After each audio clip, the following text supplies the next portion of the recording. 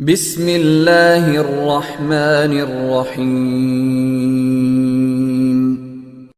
السلام علیکم ورحمۃ اللہ وبرکاتہ۔ الحمد للہ حمدا کثیرا طیبا مبارکا فیہ، والصلاة والسلام علی سید المرسلین محمد وآلہ وصحبہ اجمعین، اما بعد۔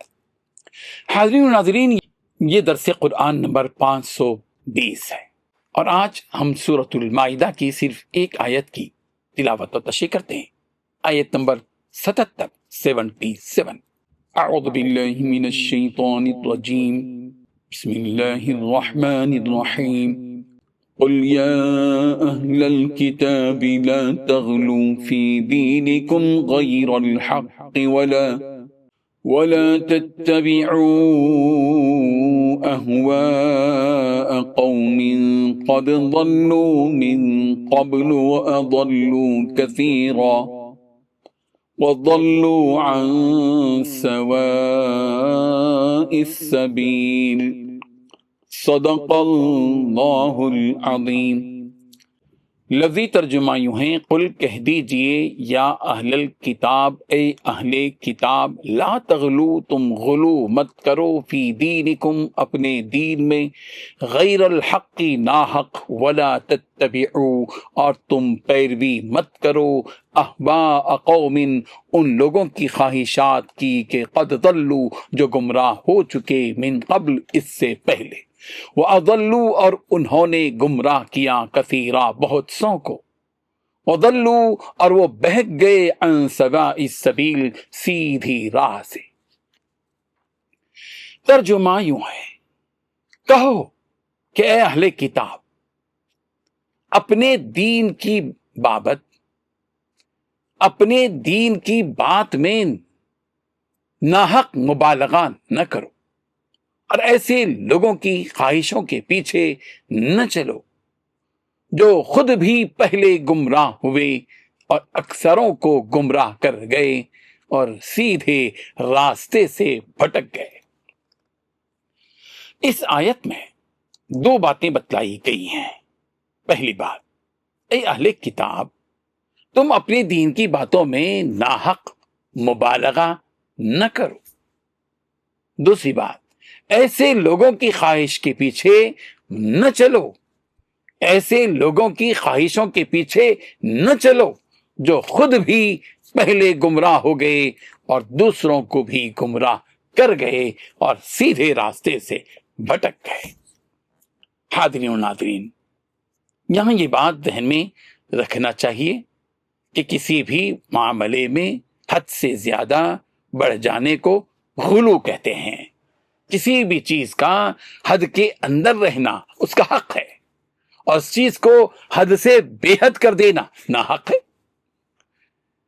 اللہ تعالیٰ کو حق پسند ہے، ناحق پسند نہیں ہے۔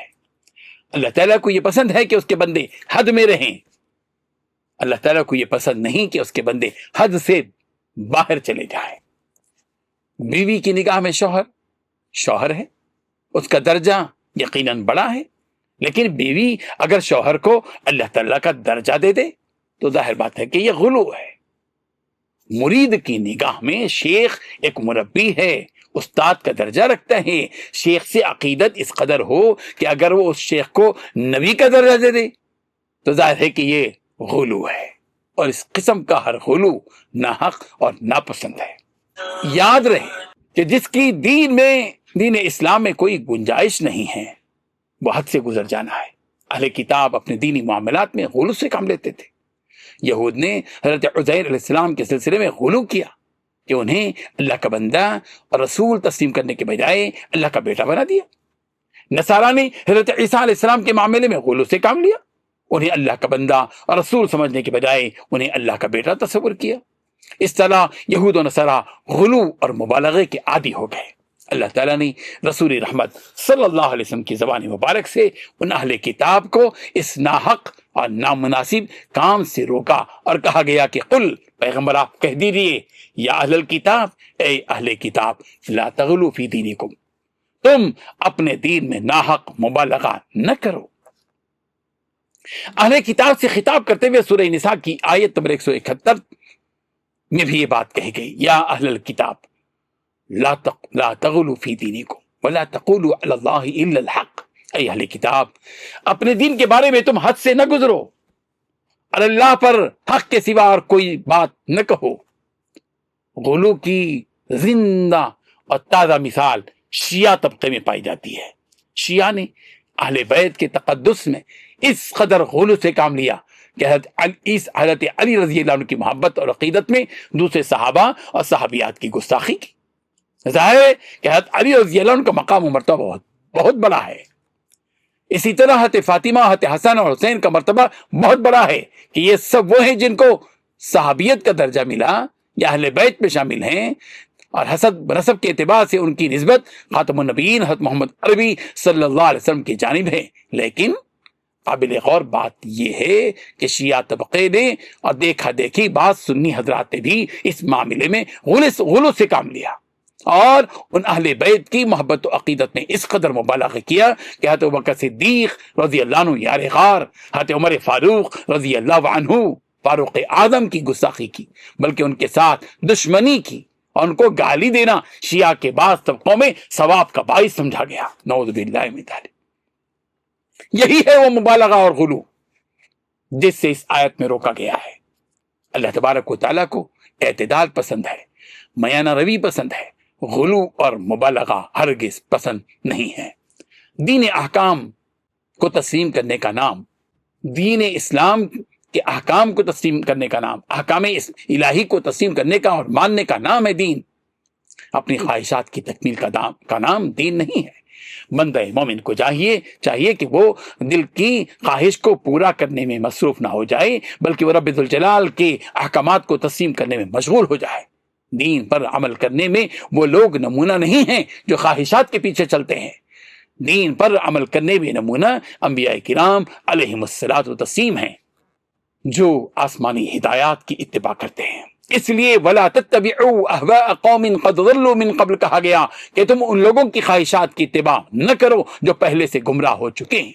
سورہ آل عمران کی آیت نمبر 31 میں یہ بات کہی گئی، قُلْ إِن كُنتُمْ تُحِبُّونَ اللَّهَ فَاتَّبِعُونِي، اگر تم اللہ سے محبت کرتے ہو تو تم میری اتباع کرو، یعنی رسول رحمت صلی اللہ علیہ وسلم کی۔ سورہ آل عمران کی آیت نمبر 95 میں کہا گیا فَاتَّبِعُوا مِلَّةَ إِبْرَاهِيمَ حَنِيفًا، تم سب ابراہیم حنیف کی ملت کا اتباع کرو۔ سورہ انعام کی آیت نمبر 153 میں کہا گیا وَأَنَّ هَذَا صِرَاطِي مُسْتَقِيمًا فَاتَّبِعُوهُ، یہ دین میرا راستہ ہے جو مستقیم ہے، اس راہ پر چلو۔ معلوم یہ ہوا کہ جو ہدایت یافتہ ہیں ان کی اتباع کرنا چاہیے اور گمراہوں کے راستے سے بچنا چاہیے۔ پروردگار ہم سب کو ان آیات پر عمل پیرا ہونے کی توفیق عطا فرمائے، آمین۔ وآخر دعوانا ان الحمد للہ رب العالمین۔ ڈیلی درس قرآن کو سبسکرائب کیجئے، اپنے تاثرات اور مشورے ارسال کیجئے، اور متعلقین کے گروپ بنا کر انہیں روزانہ درس قرآن بھیجیں اور اجر ثواب پائیں۔